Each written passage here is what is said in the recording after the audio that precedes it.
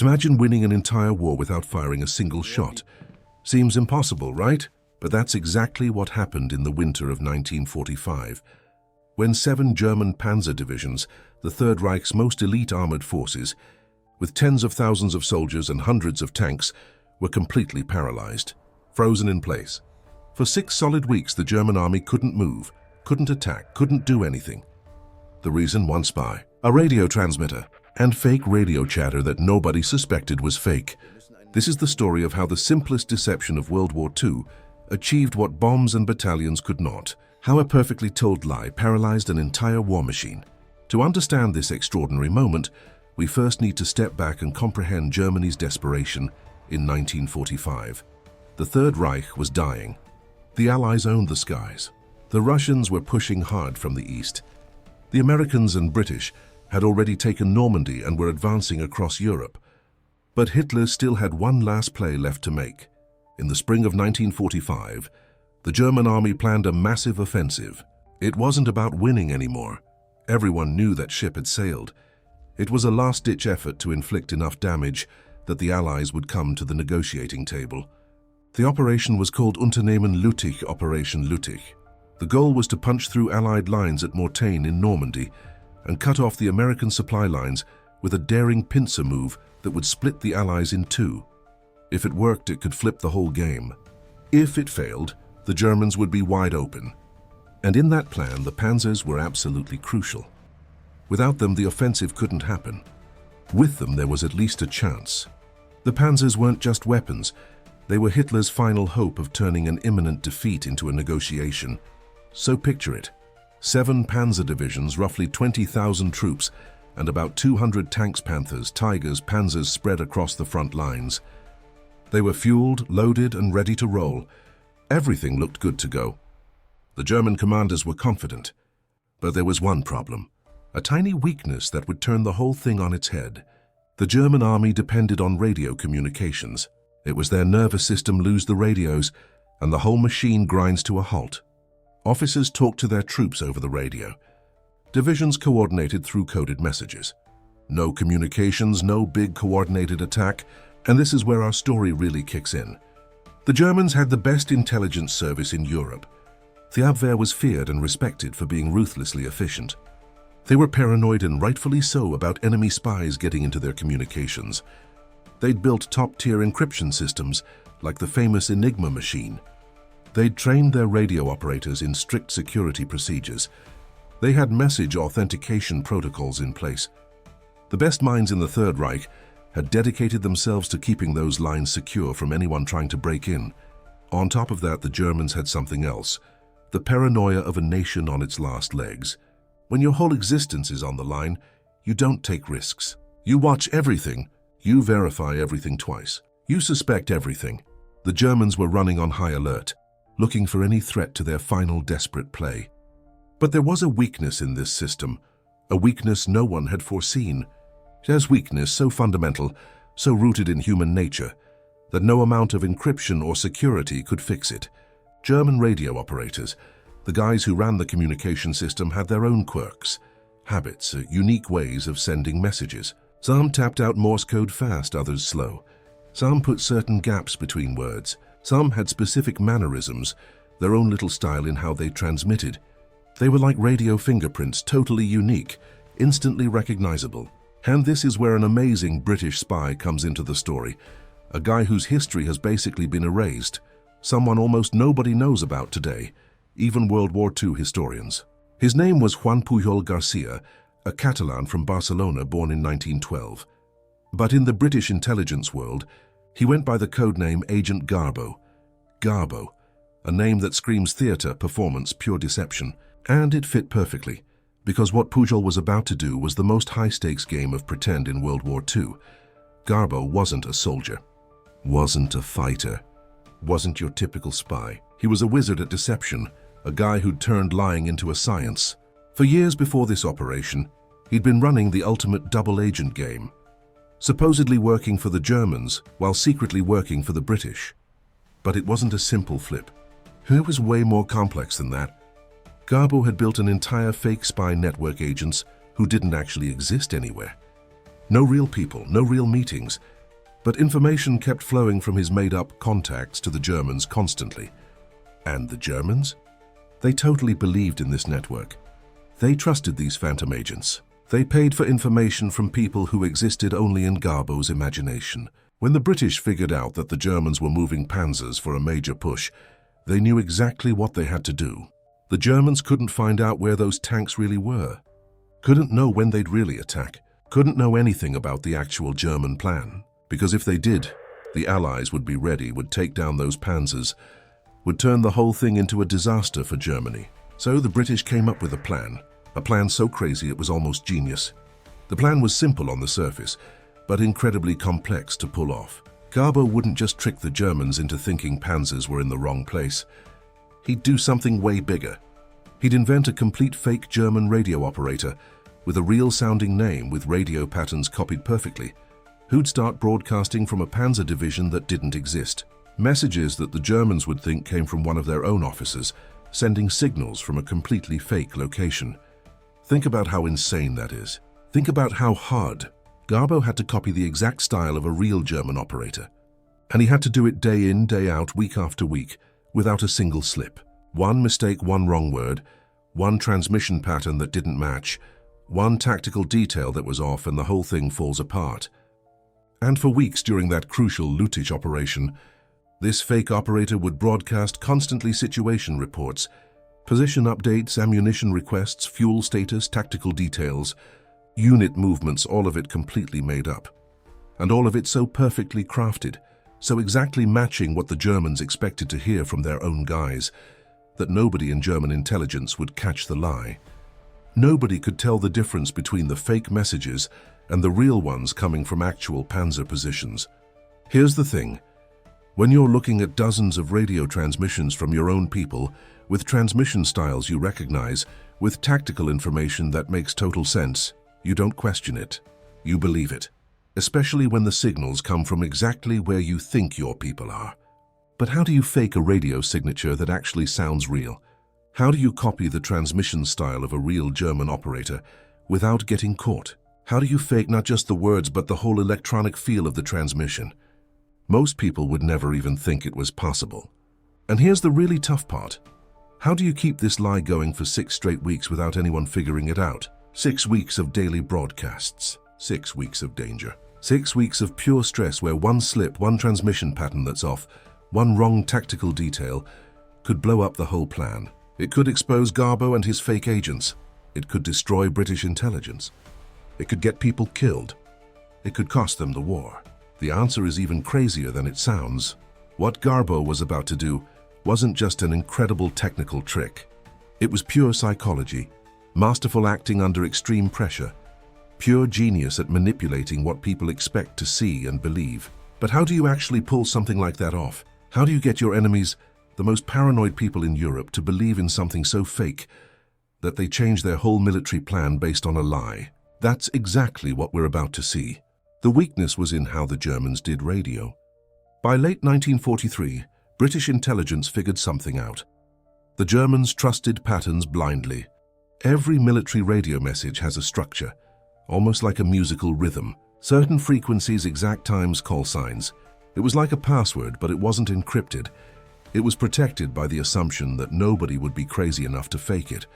That was the opening, and this is where someone brilliant saw his chance. His name was Juan Pujol Garcia, a Spanish double agent working for the British, codename Garbo. But at this moment, he wasn't sending real intelligence. He was making up a fake war. The idea was so straightforward that the brilliance almost got lost.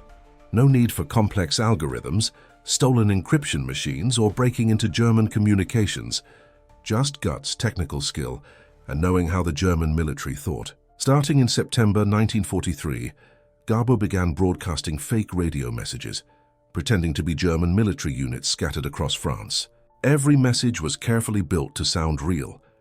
Not just real normal, routine, like background noise from a military operation running 24/7. The genius was in the small stuff.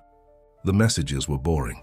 They didn't ask for emergency reinforcements or report incoming attacks. They were just unit reports, communications about troops moving around, getting more supplies, changing positions. the kind of chatter the Germans expected to hear all day long. He sent messages that bounced around geographically, like they were coming from different places over time. 1 week from the Loire Valley, next week from northern Pas-de-Calais. Never the same spot, never the same broadcast schedule.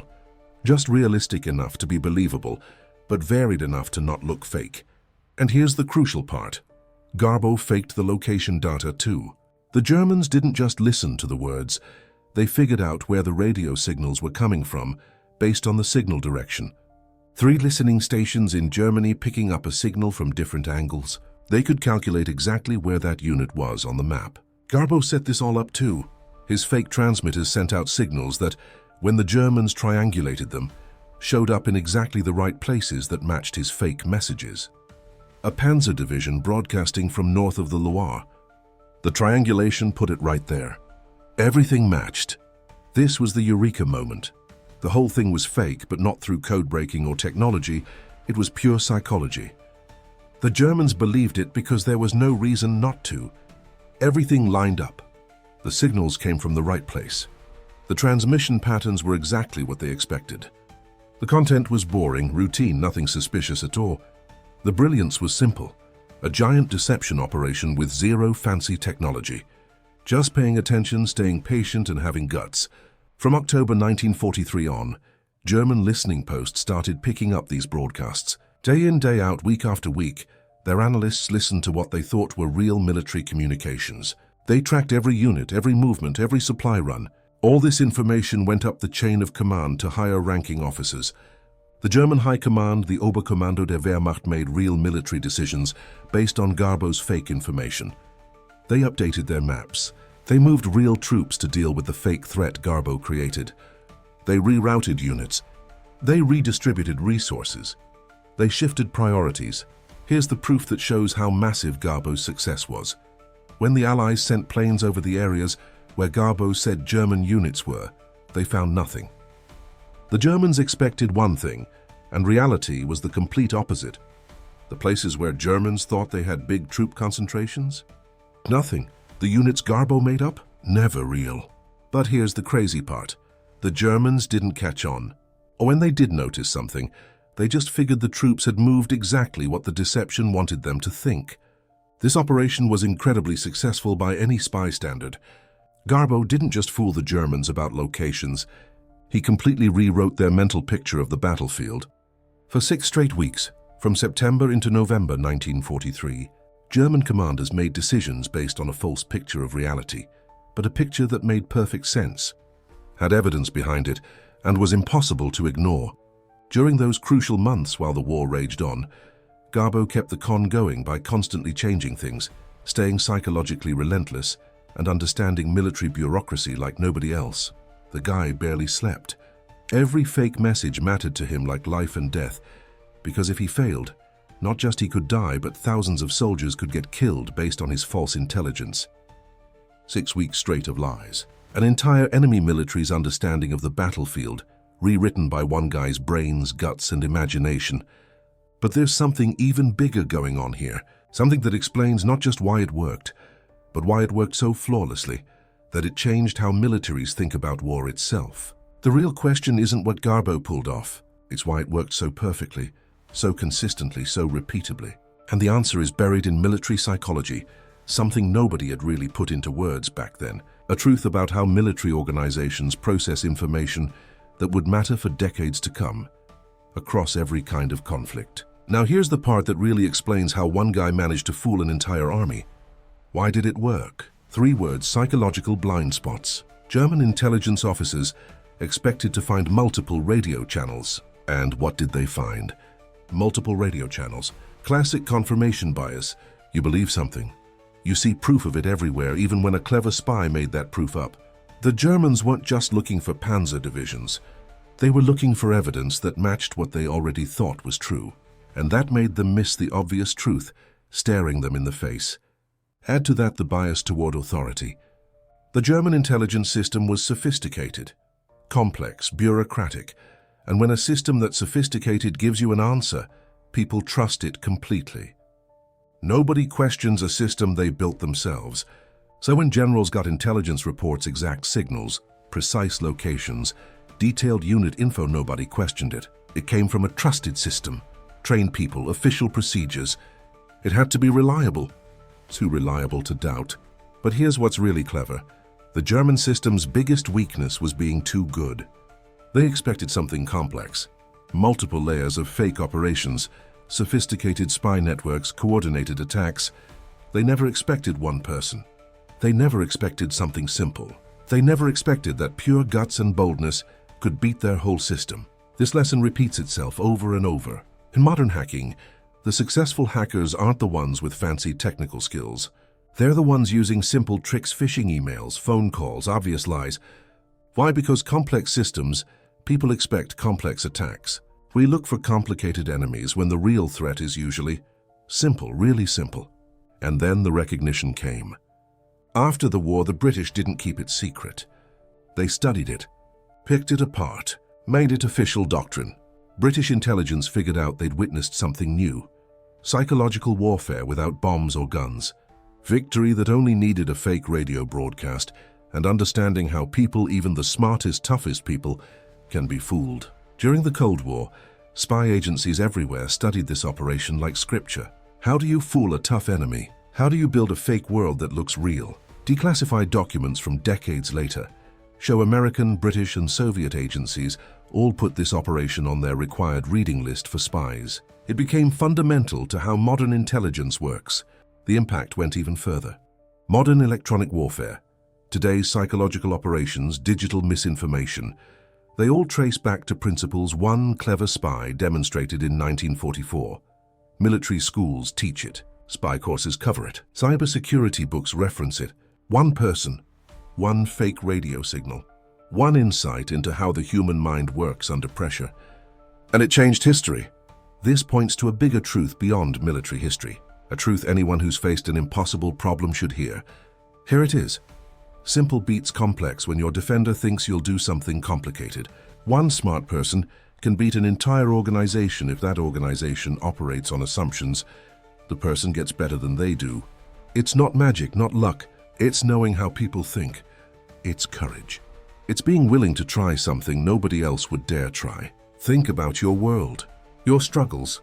How often do you think something's impossible just because people tell you it is? How often do you chase complex fixes when the simple answer is right there? How often do you fall into the same trap the Germans did, seeing only what confirms what you already think, instead of staying open to what's actually happening? That's the gift this operation gives us. It's not just a history lesson. It's a way of thinking, a guide to seeing differently, to noticing what others miss, to acting when everyone else backs down. Let's look at the numbers. 7 Panzer divisions, 6 weeks, 1 spy. Tens of thousands of Allied soldiers got home to their families because one guy figured out something basic. Complex systems fall apart when someone really understands how they work. This wasn't just a trick for wartime. It was a turning point in spy history. The moment intelligence agencies realized the future wasn't about building more complex systems. It was about understanding human beings, building believable stories, using people's assumptions against them. This operation set the rules that spy agencies follow today. If this story grabbed you, how one incredible person pulled off the impossible hit, like, drop a comment telling us about a time you faced something that seemed impossible and found a simple solution nobody saw coming. Hit subscribe. The next story's even crazier. Because World War II espionage has way more to show us. There are agents who lived fake lives so long they forgot who they really were. Operations that turned entire campaigns around. Ordinary people doing extraordinary stuff. Next up, a counterintelligence operation so wild that historians still argue if it was genius or pure luck. Want to hear it? Ring the notification bell. When you come back, we'll dig into one of World War II's deepest secrets. A secret that stayed hidden for more than 70 years.